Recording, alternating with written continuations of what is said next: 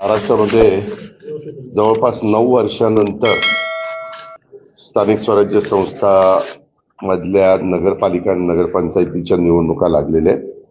साधारण 288 नगरपालिका आणि नगरपंचायतीला मतदान होणार आहे. कार्यक्रम जाहीर झालेला आहे.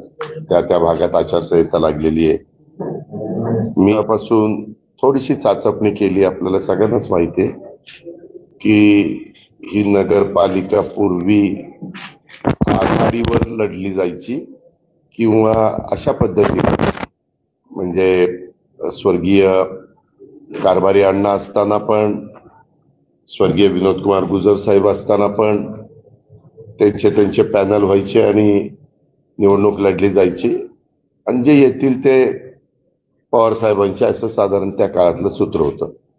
पण ज्यावेळेस बारामतीकरांनी मला 91 साली खासदार केल्यानंतर मी ठरवलं की बाबा आपण पक्षाच्या चिन्हावर किंवा पक्षाच्या नावावर का नाही निवडणूक लढवायची. कारण काय होतं, आघाडीमध्ये तुम्हाला व्हीप बजावता येत नाही, तुम्हाला काही मर्यादा पडतात आणि ज्यावेळेस तुम्ही पक्षाच्या चिन्हावर लोकांना निवडून आणता त्यावेळेस पक्षविरोधी काही गोष्टी झाल्या वगैरे तर त्याच्यामध्ये आपल्याला पुढच्या गोष्टीची कारवाई करता येते. अशा सगळ्या गोष्टीतनं मग मी त्या काळापासून सुरुवात केली आणि मला आनंद आहे, बारामतीकरांनी नेहमीच मला साथ दिली. चढ उतार आले गेले वेगवेगळे राजकीय, परंतु सर्वसामान्य बारामतीकर माझ्या पाठीशी खंबीरपणे उभा राहिला हा आजपर्यंतचा माझा अनुभव. त्याच्यावर मी स्वतःला समाधानी समजतो. आताही मी निवडणुकीच्या निमित्तानं बारामतीकरांना सांगणार आहे की बाबा मी उद्याच्या 5 वर्षाच्या करता अतिशय चांगल्या पद्धतीने या शहराचा आणि माळेगाव नगरपंचायतीचा पण कायापालट करून दाखवील. जे काही लोकप्रतिनिधी नगरसेवक नगरसेविका म्हणून निवडून जातात, नगराध्यक्ष म्हणून निवडून जातात, ते त्या भागामध्ये चांगलं काम करून घेण्याची जबाबदारी सर्वस्वी माझी राहील. कारण गेले 35 वर्ष मी तुमच्या सगळ्यांचं प्रतिनिधित्व करतो. अशा सगळ्या गोष्टी मी सांगणार आहे. उद्यापासूनच फॉर्म भरायला सुरुवात होते, परंतु मी अनेकांना आज सांगितलं की बाबांनो, सोमवार मंगळवार बुधवार फॉर्म भरू नका. म्हणजे ज्यांना माझ्या बाजूने फॉर्म भरायचे त्यांना, नाहीतर म्हणाल की बघा अजित पवार तर आता ही हुकुमशाही झाली. ज्यांना माझ्या बरोबर नगरपंचायत किंवा नगरपालिकेमध्ये राहण्याची इच्छा नाही, ते स्वतंत्र विचारायचे. त्यांना प्रत्येकाला आपापला फॉर्म भरण्याचा अधिकार आहे. मग ते नगराध्यक्षाचं पद असेल किंवा नगरसेवकाचं पद असेल. म्हणून मी आज माझ्या बहुतेकांना सांगितलं आणि गुरुवारी मी, सोमवार मंगळवार माझे दिवस आता मुंबईत जातील, कारण मंगळवारी कॅबिनेट असतील, तिथली सगळी कामं उरकून बुधवारी मी पुण्याचं सगळं ग्रामीण भाग आणि पुणे शहर आणि ते तिथल्या ज्या काही गोष्टी मला करायच्या त्या चर्चा करायची. पुढचं आपली काय भूमिका, लाईन ऑफ ऍक्शन असली पाहिजे वगैरे वगैरे त्या सगळ्या गोष्टी. कारण मी काहींना आज मिटिंग घ्यायला लावल्यात, उद्या मिटिंग घ्यायला लावल्यात, तर तो सगळा रिपोर्ट मला येईल आणि तो बुधवारी मी ते सगळं संपील. आणि गुरुवारी मात्र मी बारामतीला सकाळी 7 वाजता राष्ट्रवादी भवनमध्ये बसून जे माझ्यातर्फे माझ्या नेतृत्वाखाली फॉर्म भरू इच्छित आहेत त्यांच्या मुलाखती घेणार आहेत. नगराध्यक्षाचे जेवढे उमेदवार असतील त्यांच्या, फक्त नगराध्यक्षाचे जेवढे उमेदवार आहेत त्यांच्याच मुलाखती होतील आणि नंतर नगरसेवकांच्या मुलाखती होतील. त्या दुपारपर्यंत मी संपवल्यानंतर तिथं कार्यकर्ते जमणारच. नंतर माझे मी मेळावा घेईन आणि त्या मेळाव्यामध्ये साधारण काय माझं मत आहे ते मी माझ्या कार्यकर्त्यांना आणि माझ्याकडे इच्छुक असणाऱ्या सगळ्या उमेदवारांना सांगेन. आणि दुपारी 1 वाजता नगरपंचायत माळेगावच्या नगराध्यक्षांचे इच्छुक उमेदवारांची मुलाखती घेईन आणि नंतर बाकीचे प्रभाग जिथले आहेत त्यांच्या मुलाखती घेईन. 17 प्रभाग मला वाटतं तिथं आहेत. तर ते झाल्यावर त्यांचाही मेळावा घेईल असं साधारण माझा गुरुवारचा दिवस मी ठरवलेला आहे. आणि 10 तारखेपासून फॉर्म भरायचे असले तरी रविवारचा दिवस फक्त फॉर्म भरता येणार नाही असं त्यांनी सांगितलेलं आहे निवडणूक अधिकाऱ्यांनी. म्हणजे सोमवार, मंगळवार, बुधवार हा माझ्या सहकाऱ्यांना ज्यांना माझ्या बाजूने फॉर्म भरायचा आहे त्यांना फॉर्म भरता येणार नाही. पण गुरुवारी झाल्यावर शुक्रवारी, शनिवारी आणि पुन्हा सोमवारी असे 3 दिवस फॉर्म भरायला राहत आहेत. आणि सोमवार, मंगळवार, बुधवार फॉर्मच्या बद्दलची जी माहिती लागते, बरीच वेगवेगळ्या प्रकारचे दाखले वगैरे लागतात, ते त्यांनी कलेक्ट करावेत. अशा पद्धतीनं मी साधारण निर्णय घेतलेला आहे. आणि त्या पद्धतीनं बारामतीमध्ये साधारण माझ्या माहितीप्रमाणे 41 सदस्य संख्या आहे आणि नगराध्यक्षपद हे सर्वसाधारण आहे आणि खाली 17 सदस्य संख्या आहे. नगराध्यक्षपद अनुसूचित जाती ह्या करता आहे. हे एक आपल्याला सगळ्यांना सांगायचं होतं. आणि एक झालंय, हे सगळं झाल्यावर पार अर्ज मागे घेण्याची अंतिम तारीख 25 आहे आणि 26ला चिन्ह वाटप होणार आहे. म्हणजे इतरांना पुढे 6 दिवस राहत आहेत. त्याच्यामुळे मी राज्यात पण किंवा इतर पण राजकीय पक्षाचे सगळेच जण फॉर्म भरायला सुरुवात झाली की सभा सुरू करतील. मी पण माझा प्रोग्राम चॉकआउट करतो की आम्ही पण वेगवेगळ्या भागात कुणी जायचं ते ठरवणार आहे. ते उद्याच मंगळवारी ठरवून ती जबाबदारी ज्या त्यांच्यावर देणार आहे. आणि आपल्या इथं साधारण 26ला अंतिम चित्र झाल्यावर 2 तारखेला मतदान आहे. अशा प्रकारची ती एकंदरीत परिस्थिती. पण मध्ये गॅप मात्र मोठा आहे. अर्थात नगरपालिका, नगरपंचायतीमध्ये जरी 20 प्रभाग किंवा 17 प्रभाग असे काही असले तरी मतदारांची संख्या फार काही नसती, तुलनात्मक लोकसभा, विधानसभेला असती तशी. आता आपल्याच बारामतीतलं जर बघायचं म्हटलं तर 1 नंबरला मतदारांची संख्या 6,500 आहे, पण 2 नंबरला 3500 आहे, 3300 आहे, 3900 असं आहे.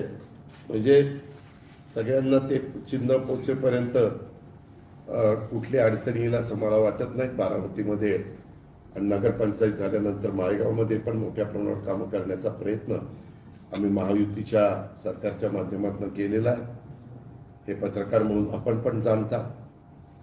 आणि अजूनही आमची बरीचशी कामं पाईपलाईनमध्ये, अजूनही वेगवेगळ्या प्रकारच्या समस्या. म्हणजे सोलरवर बारामती शहरामध्ये स्ट्रीट लाईटला लागणारी जेवढी वीज लागते ते पण मी आता प्रोजेक्ट हातामध्ये घेतलेला आहे. अशा पद्धतीनं बऱ्याच गोष्टी आम्ही त्या बाबतीमध्ये करतोय. तसंच मला दुसरं एक तुम्हाला सांगायचं होतं, हे झालं येणाऱ्या निवडणुकीच्या बाबतीत. बाकीची पण जबाबदारी जेजुरीची, सासवडची, फुरसुंगी, उरळी देवाची किंवा इकडं दौंड, इंदापूर, शिरूर, खेड, म्हणजे राजगुरुनगर, चाकण, आळंदी, तळेगाव, दाभाडे, वडगाव, मावळ, लोणावळा, तिकडं भोर, तिकडं जुन्नर, आता नवीन मंचर झालंय.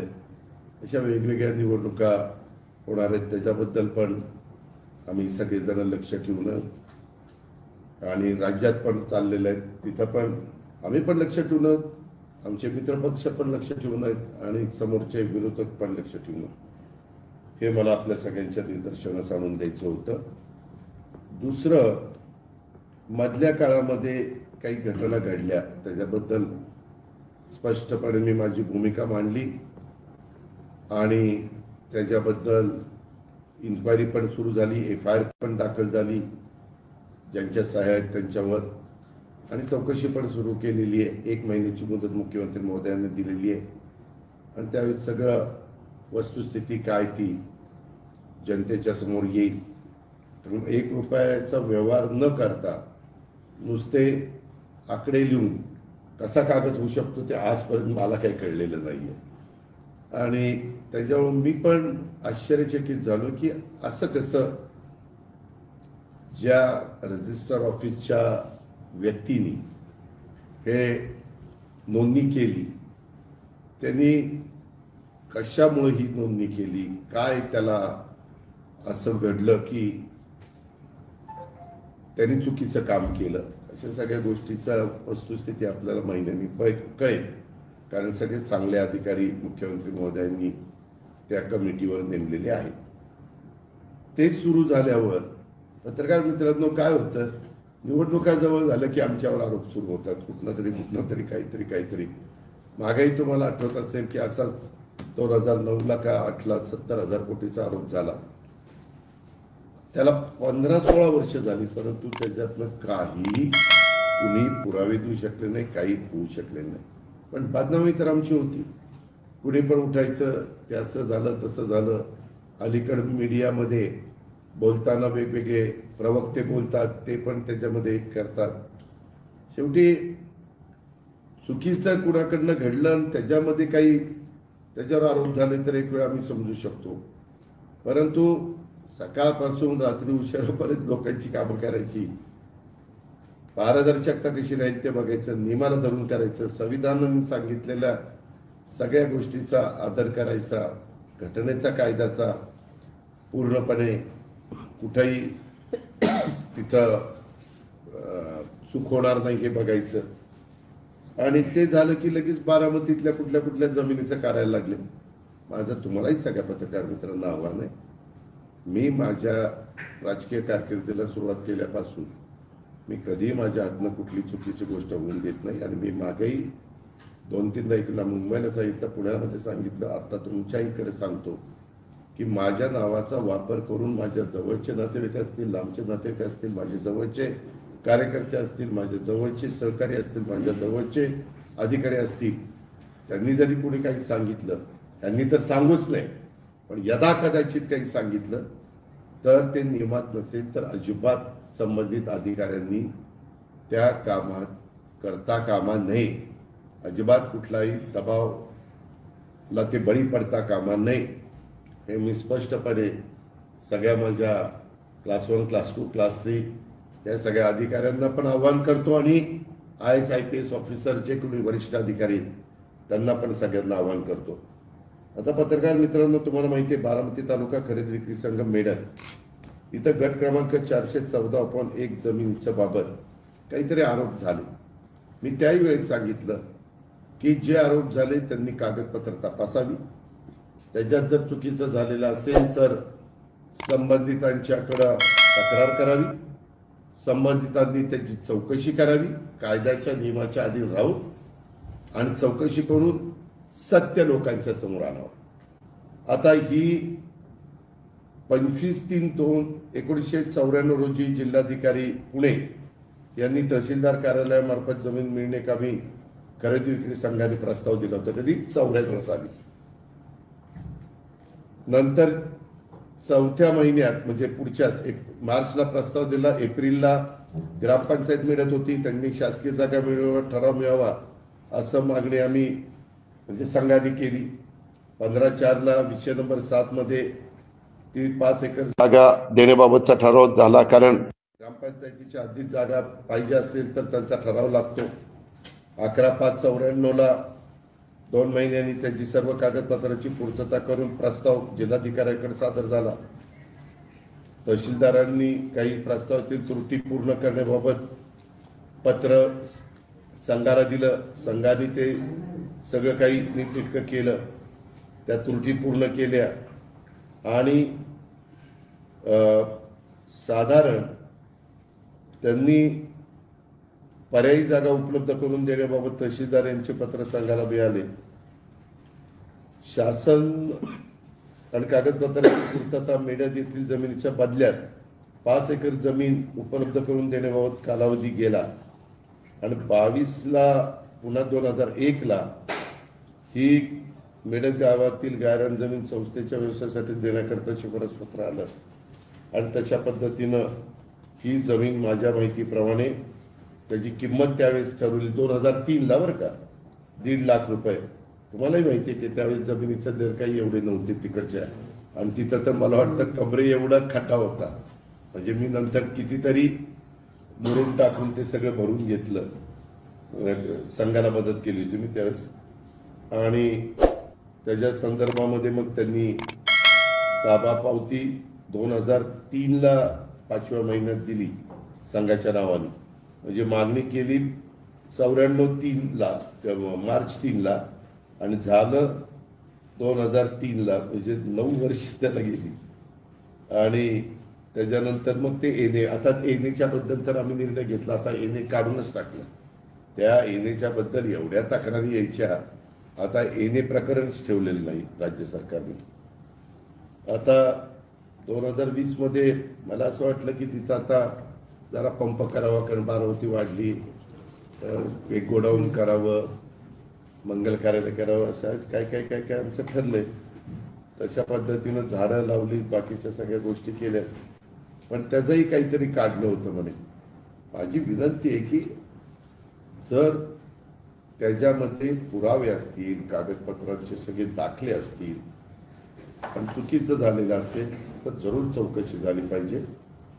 कारण हे कायद्याने नियमानं चाललेलं सरकार आहे, आणि यंत्रणेने तशाच पद्धतीचं काम केलं पाहिजे. पण आता बऱ्याच कुठल्या कुठल्या जमिनी काढतात, आणि त्यांच्या नातेवाईकांनी असं केलं, यांच्या स्वतः अजित पवारांनी असं केलं. मी कालही चुकीचं कुठलं केलं नाही, आजही केलेलं नाही, उद्याही करणार नाही, एवढंच मला सांगायचं. दादा, राज्यात महायुती एकसंध लढणार आहे का प्रत्येक ठिकाणी? त्याच्याबद्दल मुख्यमंत्री देवेंद्रजी, तसंच एकनाथरावजी, तसंच सुनील तटकरेजी, रवींद्र चव्हाणजी, आणि काही एकनाथरावांनी ज्यांना चर्चा करण्याचा अधिकार दिला ते कदाचित उमेश सामंत आणि काही कोणी असतील, यांच्या संदर्भातली याची चर्चा होईल. आम्ही एक सांगतो की बाबा सगळ्यांनी एकत्रपणे राहून लोकांच्या समोर गेलं पाहिजे. पण मागे आम्ही 15 वर्ष आघाडीमध्ये काम केलं, त्यावेळेस जो तो पक्ष जिथं त्याची ताकद असेल तिथं स्वतंत्र लढण्याचा प्रयत्न करत असतो. जिथं स्वतंत्र लढल्यानंतर मताची विभागणी होऊन फायदा होणार नसेल तर तिथं एकत्रपणे आजपर्यंत जे ते लोक गेलेले आहेत. आताही आमचा प्रयत्न चाललेला आहे की मताची विभागणी न होता, जसं आमचं एनडीएचं सरकार केंद्रात आलं, राज्यामध्ये युतीचं सरकार आलं, तसं चांगल्या पद्धतीनं विकासाची कामं होण्याच्या दृष्टिकोनातून त्या त्या भागामध्ये जनतेने महायुती सध्या सत्तेवर असल्यामुळं महायुतीला सहकार्य करावं, शेवटी तो जनतेचा अधिकार आहे. बारामतीत भाजपनं तयारी केली लढायची, मी सांगितलं ना, आम्ही आव्हान करतोय, तयारी करायची. प्रत्येक जण आपापला ताकद आजमावण्याचा प्रयत्न करतो. प्रयत्न करणं आपल्या हातात आहे. यश आलं ठीक, नाही यश आलं तर ज्या गोष्टी घडतील त्याला सामोरं जायचं. ड्रोनवर बंदी असताना देखील मातुश्रीच्या आजूबाजूला ड्रोनच्या गिरट्या घालताना दिसतात, त्याचा व्हिडिओ देखील बाहेर आलेला आहे. तपासाचा भाग आहे. त्याची तक्रार पोलीस खात्याकडे केली पाहिजे. पोलीस खातं याच्यावर कंट्रोल करतं. नजर ठेवली जाते अशी चर्चा मोठ्या प्रमाणात होती. माहित नाही, मी काही नजर ठेवली नाही. बारामती नगराध्यक्ष पदाचे उमेदवार जय पवार असणार अशी चर्चा आहे. मी पण ती चर्चा ऐकली. मला आज पण बरेच जण म्हणाले, परंतु तसं काही होणार नाही. दादा, खरं तर 10 दिवस राहिलेले अजून कुठलाही निर्णय नाही. भाजपच्या सूत्रांकडून असं कळतंय की कशाला 10 दिवस राहिले? तिथल्या स्थानिक परिस्थितीनुसार, ज्या त्या परिस्थितीनुसार आघाडी करा असं भाजपने बैठकीत सांगितलेलं आहे. तर अजून कुठलाही, मी आपल्याला पहिल्यांदाच सांगितलं की हे राज्याच्या स्तरावर, हे जिल्ह्यात सोडून जिल्ह्याला, तालुक्याला तिथली राजकीय परिस्थिती प्रत्येक ठिकाणची वेगळी असते. तिथं अधिकार दिले जातात. आता महायुती आहे, एखाद्या ठिकाणी आमच्या 3 पैकी एखादा पक्ष स्ट्रॉंग असेल तर त्यांनी आपल्या मित्र पक्षांना त्यांच्या साधारण एक समाधान होईल, एक व्यवस्थितपणे सन्मान होईल, समाधान म्हणण्यापेक्षा सन्मान होईल. अशा पद्धतीनं जागा वाटप झाल्या तर मग प्रश्न येत नाही. अर्थात तो ज्याचा त्याचा अधिकार आहे. आणि नेहमीच मतदान 2 तारखेला आहे, 2 डिसेंबरला, आणि आज तारीख 9 आहे. अजून बराच दिवस आहे. नगरपालिका किती असती, नगरपंचायत किती असते तुम्हालाही माहिती. महानगरपालिकेला मोठ्या असतात, जिल्हा परिषद मोठ्या. त्याचं तुम्ही आता बोलताना असं म्हणाला की निवडणूक आल्या की आम्हाला सातत्याने बदनाम होतं. नाही नाही, बदनाम नाही, तसं नाही. अश्लील प्रकरणं निघतात. आता ह्याही प्रकरणात तुम्ही जर तसं बघितलं तर ह्या प्रकरणाचा कागदच होऊ शकत नाही.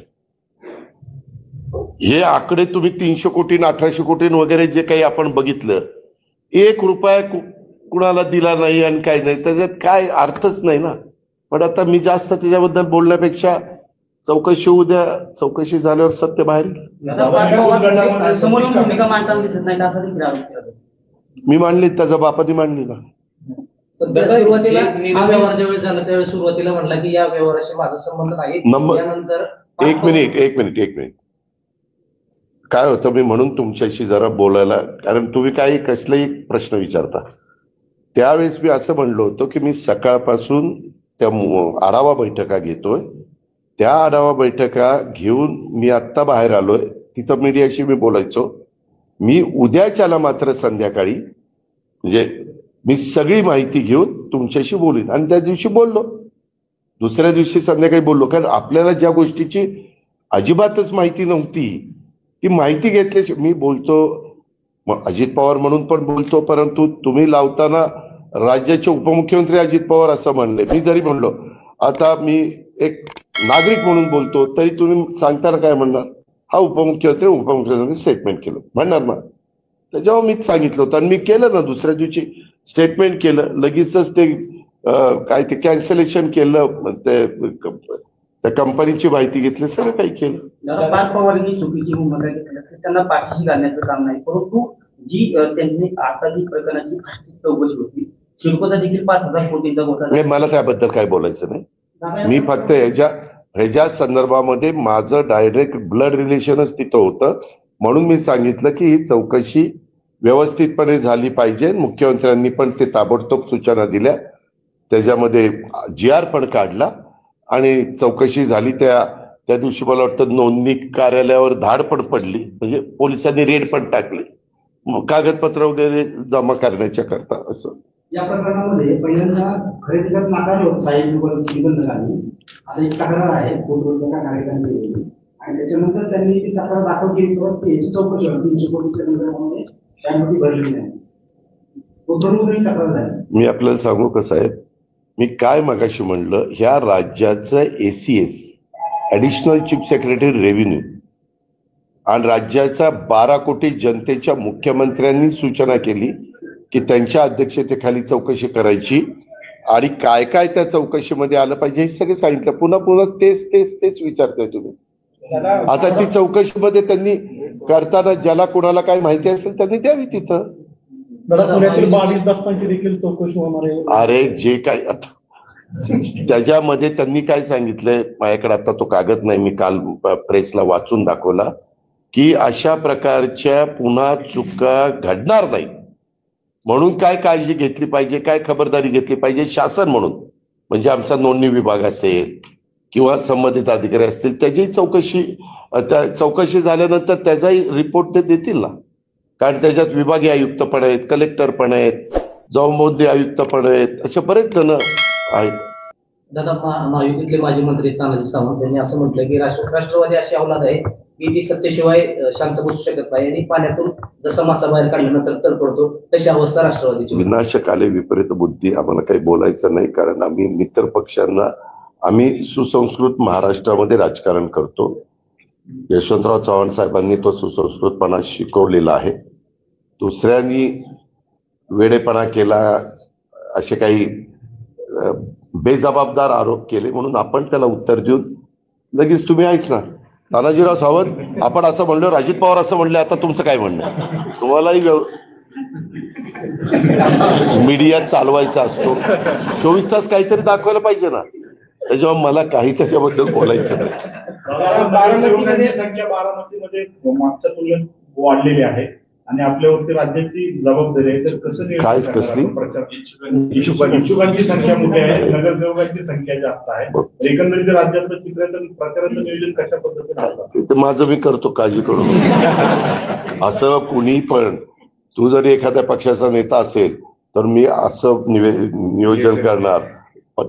कधी राजकीय लोक कार्ड सगळे ओपन करत नसतात, त्या त्यावेळेसची परिस्थिती बघून त्या त्यावेळेस निर्णय घेत असतात. मूळ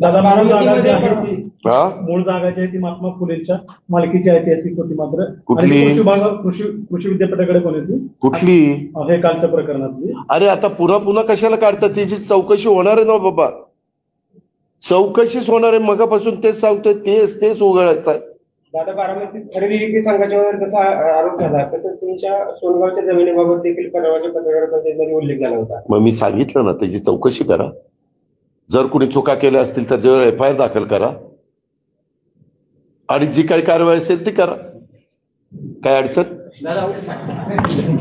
खरेदी विक्रीचा दस्त नोंदवताना सहाय्यक निबंधकाला त्यात काय लिहिलं त्याचं काय लिहिलं तरी सुद्धा त्यांच्या पारवाचा मला माहित नाही बाबा, कुठलं विचारतोय तू? नाही, त्याच्यामध्ये आता शेवटी जे कारवाई ज्या डिपार्टमेंटनी केली, काहीतरी त्यांच्याकडं कागदपत्र आली असतील म्हणून त्यांनी जबाबदार धरला असेल. आता चौकशी समिती सगळ्या गोष्टीची चौकशी करेल ना.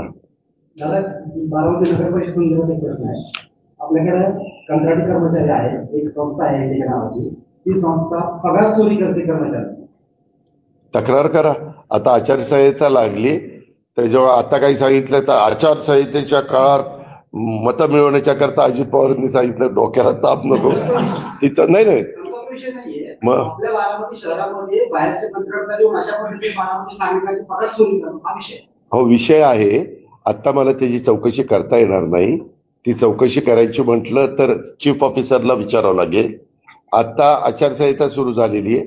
हे सगळं जानेवारीमध्ये संपल्यानंतर आपण एकदा या, मला भेटा, आपण संबंधित अधिकाऱ्याला बोलू आणि चौकशी करू. वर्षापूर्वी मी तुम्हाला हा प्रश्न केला होता, तेव्हा तुम्ही संबंधित मुख्याधिकाऱ्यांना सांगितलं होतं, पण त्याच्यावर काही कारवाई. त्याची बदली झाली, आता नवीन आलाय, आता परत या. नगराध्यक्ष महिला असेल का पुरुष? अजून मुलाखती घेतलेल्या नाही. मुलाखती घेऊन कोण कोण इच्छुक आहे, नक्की मनापासून कोण इच्छुक आहे, त्यांचं मागचं साधारण कामकाज कसं त्यांनी आतापर्यंत केलंय, काय सामाजिक कामं केली, काय जनमानसामध्ये त्यांना सपोर्ट मिळतो वगैरे वगैरे, ह्या सगळ्या गोष्टी तपासल्या जातील, पाहिल्या जातील, समजून घेतल्या जातील. मग मग मी निर्णय घेईन. नगरपालिकेच्या इलेक्शनात 2 राष्ट्रवादी पवार साहेब. अरे पहिल्या मुलाखती तर घेऊ दे, मुलाखती घेऊन मग ठरवणार ना. दादा, यावेळेस नवीन चेहऱ्यांना बऱ्यापैकी संधी मिळेल का? मुलाखती घेतल्यानंतर त्या मुलाखतीमध्ये म्हणजे प्रश्नाची जाण असणारे उत्तर व्यवस्थितपणे. आज पण काही जण आले, काही प्रश्न विचारले तर काही सांगता आलं नाही त्यांना. काही म्हणजे नाही, तुम्ही तिकीट द्या, मग निवडून आल्यावर करतो दादा सगळं. झाले दादा, काय झाले, काय प्रभागामध्ये नगरसेवक 5-5 वर्ष करून दाखवलेले नाही, ते राष्ट्रवादीचे देखील. त्यावेळेस कसं नागरिक म्हणतात की कसं तेव्हा का कुणीच मन कावडा नसतो. उद्याच्याला अनेक खासदार, आमदार, लोकप्रतिनिधी निवडून जातात. ते पुढं 5 वर्ष चांगलंच काम करतील असं कोणी खात्रीने सांगू शकतं का? नाही. त्या निवडून गेलेल्या व्यक्तींनी पण तसं काम केलं पाहिजे आणि लोकांनी पण विचारपूर्वक असणाऱ्या उमेदवारांच्या मधनं, बाबा दिला आपल्याला बाबासाहेब आंबेडकरांनी अधिकार, तो व्यवस्थितपणे समाजाचं भलं करणारा आहे का, सगळ्यांना बरोबर घेऊन जाणारा आहे का, जातीय सलोखा ठेवणारा आहे का, ह्या सगळ्या गोष्टी बघायच्या असतात. बारामती शहराची लोकसंख्या पाहिली तर बारामती शहरामध्ये जवळपास 50% अधिक ओबीसी आहेत. मग असं असताना यावेळी सर्वसाधारणमध्ये ओबीसीला नगराध्यक्ष पदाची संधी आपल्या पक्षाच्या माध्यमातून दिली जाणार का? कारण गेल्या काही मी मुलाखती घेतल्याशिवाय मी काही त्याबद्दल सांगणार नाही. पत्रकार मित्रांनो, तुम्हाला माहितीये 2016ला निवडणुका ज्यावेळेस झाल्या त्यावेळेस ती ओबीसीला जागा होती, तरी देखील आम्ही त्या काळात महिला एक आम्हाला ऍक्टिव्ह वाटली, आम्ही दिली. बारामतीकरांनी निवडून दिलं, त्यांनी 5 वर्ष काम केलं.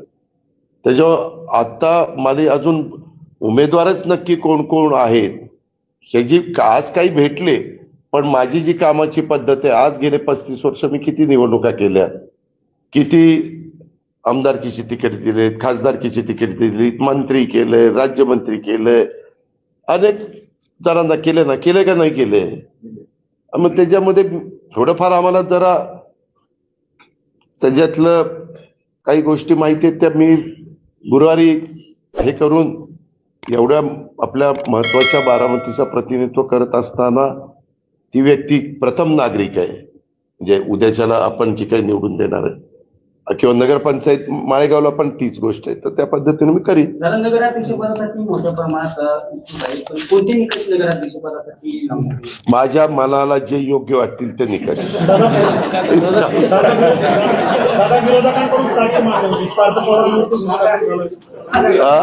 एक मिनिट ऐक ना तू, मी ह्याचं उत्तर मुंबईला पण दिलं, मी ह्याचं उत्तर पुण्याला पण दिलं, तरी तुला अजून हौस आहे प्रश्न विचारायचे. त्यामध्ये चंद्रशेखर बावनकुळे असे म्हणाले की तो कागद करत असताना जे तिथं सह्या केल्या, ज्यांनी जे तिथं आतमध्ये येऊन जबाबदार होते, त्या तिघांच्यावर कारवाई केली FIR मध्ये. राधाकृष्ण विखे पाटील यांनी शेतकऱ्यांबाबत एक वक्तव्य केलंय की स्वतःचे शेतकरी स्वतःच्या काढतात आणि कर्जमाफीची वाट पाहतात. खऱ्या अर्थाने शेतकऱ्यांच्या जखमेवर मला शेतकऱ्यांच्या बद्दल आम्हाला आदर आहे. शेतकरी हा बळीराजा आहे, लाखाचा पोशिंदा आहे. त्या संदर्भामध्ये मी नक्की विखे पाटील साहेबांनी, कारण विखे पाटील साहेब पण शेतकरी आहेत, मी पण त्यांना अनेक वर्ष आम्ही एकमेकाला ओळखतो. मी त्याच्याबद्दल असाही प्रश्न मला माझे बारामतीचे पत्रकार मित्र विचारत होते, नक्की काय झालंय त्याची माहिती घेईल आणि मग गुरुवारी तुला उत्तर देईल.